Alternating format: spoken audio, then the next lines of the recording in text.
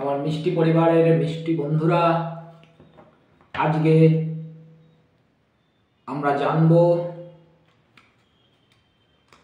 যে তোমার পরিবারে কি চলছে। কারণ আমরা প্রত্যেকেই পরিবার, পরিজন, আত্মীয় স্বজন নিয়ে বসবাস করি। তো আমরা দেখব আজকে যে তুমি যে পরিবারে বাস করো সেই পরিবারে কি চলছে, তোমাকে নিয়ে কি চলছে, বা তুমি পরিবার নিয়ে কেমন আছো, এটা জানবো এই ট্যারো কার্ডের মাধ্যমে। তো বন্ধুরা, পাটাপাট জুড়ে যাও আমার সঙ্গে। 5 4 3 2 1 0। চোখ বন্ধ করে এগুলো বলবার পর চলো রিডিং দেখো কি আসছে, তোমাদের পরিবারে তোমাদের জন্য কি অপেক্ষা করছে বা কি চলছে। প্রচুর কার্ড রয়েছে। পজিটিভ ভাবো, পজিটিভ ভাবো, রাধে রাধে, পজিটিভ ভাবো। একটা কার্ড বেরিয়ে এসছে, নিজের থেকেই বেরিয়ে এসছে। পজিটিভ ভাবো যে পরিবারে তোমরা খুব খুশিতে আছো, ভালো আছো, আনন্দে আছো, পরিজনদের নিয়ে বেশ সুন্দর জীবনযাপন করছো, এরকম ভাবো। আর রিডিং শোনো, দেখো তোমাদের সঙ্গে জেনারেট করে কিনা। একটা কার্ড বেরিয়ে গেছে, সেই কারণে একটা কেন দুটো বেরিয়ে গেছে। ও মাই গড, দুটো কার্ড বেরিয়ে গেছে। দেখি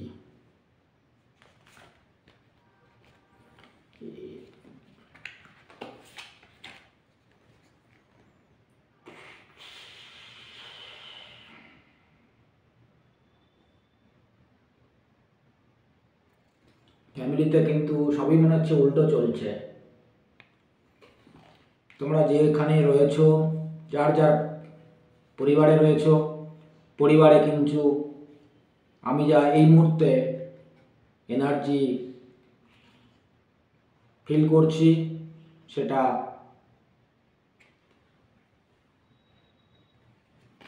পরিবারে সব কিছুই উল্টো।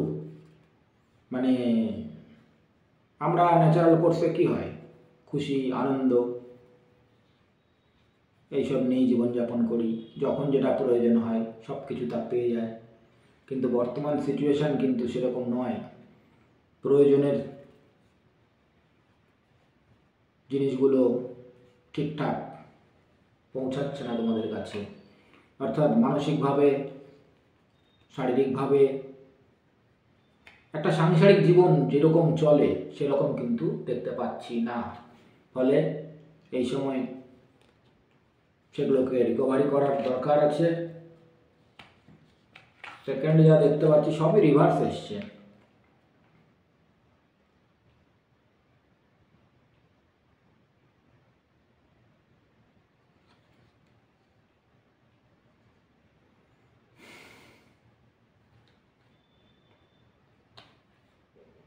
তোমরা সকলেই চেষ্টা করছো বিশেষ করে আর্থিক স্বাবলম্বী হওয়ার।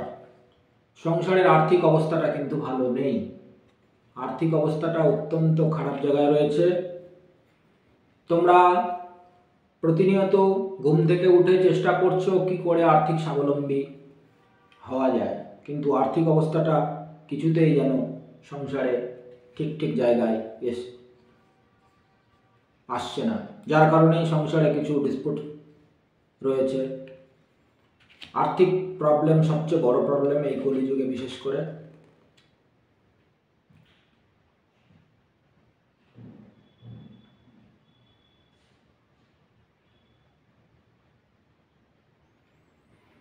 যার কারণে আমরা দেখতে পাচ্ছি মানে তোমাদের পরিবারে খুঁটিনাটি টুকিটাকি লেগে রয়েছে। ফলে সংসারের অবস্থা কিন্তু খুব একটা ভালো জায়গাতে নেই, রিকভারি করতে হবে। যেদিক থেকে হোক চেষ্টা চালিয়ে যাচ্ছ, চেষ্টা তোমরা চালিয়ে যাচ্ছ। কেন এরকম পরিস্থিতি? আর্থিক পরিস্থিতিটা কিন্তু মোটেই ভালো দেখতে পাচ্ছি না।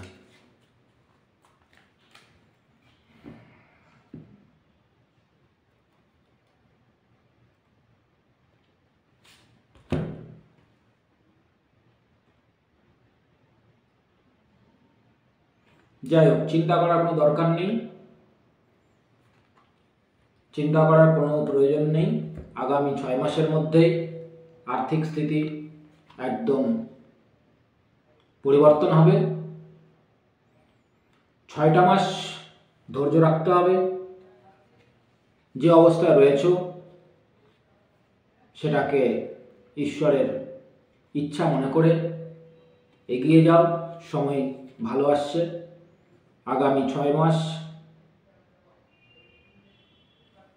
একটু আর্থিক ডিস্টার্ব চলবে, তারপরে তোমার শুভ ফল, শুভ কর্মের ফল তোমরা পেতে থাকবে। তো আসলে আমাদের জীবনে চলার পথে নানা প্রকার বাধা বিপত্তি এই সমস্ত আসে, যার কারণে আমরা অনেক সময় অসহায় হয়ে পড়ি। তো সেটাকে রিকভারি করবার জন্য একমাত্র ঈশ্বরই পারে। তার প্রতি আস্থা রাখো, বিশ্বাস রাখো, তিনি নিশ্চয়ই পথ দেখাবেন। এবং যখন সময় খারাপ যায় তখন ধৈর্য ধরেই এগোতে হয়। অতএব চিন্তার কোনো কারণ নেই। 6টা মাস একটু কষ্ট করতে হবে। যা দেখতে পাচ্ছি তোমাদের পারিবারিক যে অবস্থা, বিশেষ করে আর্থিক দিকটা একটু ডিস্টার্ব রয়েছে। ডিস্টার্ব মানে ভালোই রয়েছে, অনেক জায়গায় অর্থ আটকে আছে, হয়তো সেই অর্থগুলো রিকভারি হচ্ছে না, যার কারণে বিজনেসেও সেইভাবে গ্রোথ হচ্ছে না। তো যাই হোক, চিন্তার কিছু কারণ নেই। বারবার করে বলছি, 6টা মাস এইভাবে হয়তো এগোতে হবে, তারপরে আলটিমেটলি সেই জায়গাটা রিকভারি করবে, সব কিছুই পেয়ে যাবে। চিন্তার কোনো কারণ নেই। তোমার যা শুভকর্মের ফল পাওয়া শুরু হয়ে যাবে, তখন সব একদম নর্মাল। তো এই ছিল বন্ধুরা, যদিও এই রিডিং সবার জন্য, সবার সঙ্গে ম্যাচ করবে এমনটি নয়। তো যাদের সঙ্গে ম্যাচ করবে এই আর্থিক দিক থেকে স্বাবলম্বী হবার জন্য কমেন্ট বক্সে রাধে রাধে লিখো। এবার রাধারানীর কাছে প্রার্থনা করো, তিনি আপনাকে এই সংকট থেকে মুক্তি করুক। ভিডিও ভালো লাগলে লাইক করো, শেয়ার করো, কারণ শেয়ার যত করবে তোমার সামনে এনার্জি 1000 গুণ বৃদ্ধি হয়ে ফিরে আসবে।